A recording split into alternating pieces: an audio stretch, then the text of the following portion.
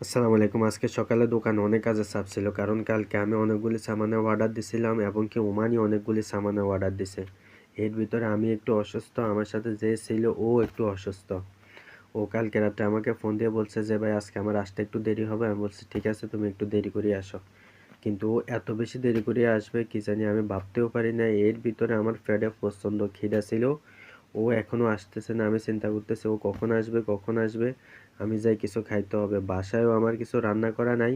আজকে সকালবেলা আমি দোকানে আসার সময় 1 কাপ চা আর একটা বন খেয়ে তারপর আমি দোকানে আসছি।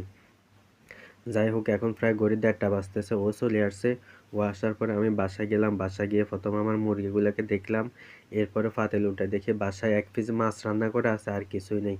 আবার দোকানে চলে গেলাম, কয়েকটা কাঁচামরিচ, একটা পেঁয়াজ, একটা টমেটো, একটা আলু, 3টা ডিম নিছি, কারণ আমরা বাসায় 2 জন আছি, দুজন মিলে খাইতে হবে।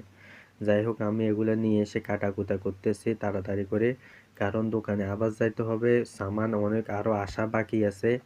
এরপরে সামান যেগুলি আছে এগুলো এখনো গোছানো হয় নাই। যাই হোক, আমি এগুলো রেডি করতেছি। রেডি করার মধ্যে 3টা ডিম আনছি, আমি 3টা ডিমে বাজি ফেলতেছি, কারণ এখন তাড়াতাড়ি করে বেশি করে খাইতে হবে, পেটে প্রচণ্ড খিদা। এগুলো আমি পাতিলে দিয়ে দিলাম। দিয়ে দেওয়ার পরে একটা অঘটন করছে আমার সাথে।